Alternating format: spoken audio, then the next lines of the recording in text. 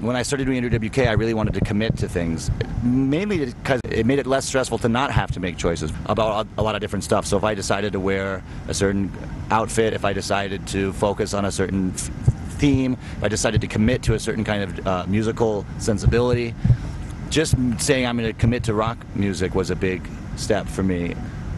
And actually, an old friend of mine that I grew up with, who I haven't seen in years and years and years, since high school, his brother ended up doing some kind of radio interview when I first came out, our radio feature, and he told me that his younger brother, who I had grown up with, said, "Oh, that's cool that Andrew's doing this, but I bet he's going to change and, and try a bunch of different stuff and do all kinds of different stuff." And I was furious. I said that I'm never going to try different stuff. I don't really know why it was so important to me, but I liked the idea of this certain consistency that at that time was very empowering. And I think the only reason is it took that kind of focus for me to muster up the energy to start doing this, because for me it was really intense and very scary, coming from never having done anything like this before except just play music. So to take something onto this level, it made it easier for me to commit.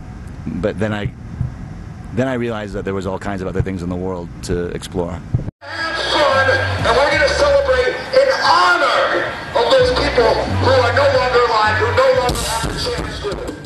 I've wanted to imagine that, because it was very sad for a young person. I would have liked to have been a very old person, 99 years old, dying. Maybe that would have been less painful. It was extremely sad. I think I'd met Dominic maybe once after a show, so I wasn't close friends with him. So even that was amazing, that he felt he had this connection with the music. It's not even with the music or with me, it's with that feeling.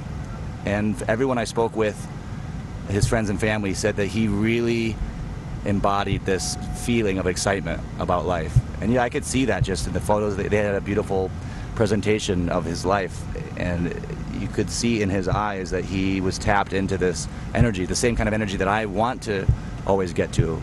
He seemed to have it very naturally, and the fact that he went that early. The saddest part for me was seeing his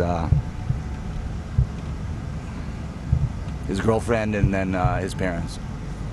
It was really upsetting, but I felt glad that I could bring some sense of good feelings into that situation. It was very easy for me to do, to show up and play. So compared to what they had to go through, that seemed like it was one of those situations where you didn't have to really think too much about whether to do it or not. It just seemed very obviously right thing to do.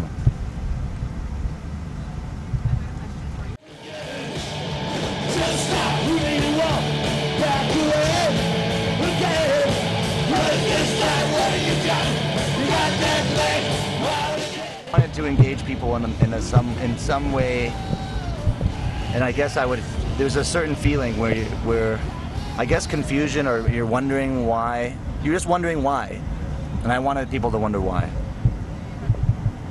About why I made these fake baseball cards, including a Honus Wagner rookie card, and had my friend who looked older and bigger than me take them into this store and sell them. Because that was really how I used my creative energy for my younger years, was in causing people just sort of anguish, pain, general sadness. They would just wonder, why would Andrew sneak into my house, put these fake Kmart gift certificates in my mailbox, and hope that I would go and try to use them and get arrested? Why would he do that? I wasn't making money from it. It was just like tricking people.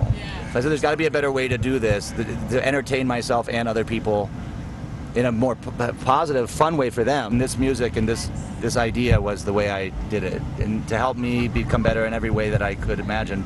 Being less shy, being nicer, being creative in a way that's uplifting rather than pulling people down.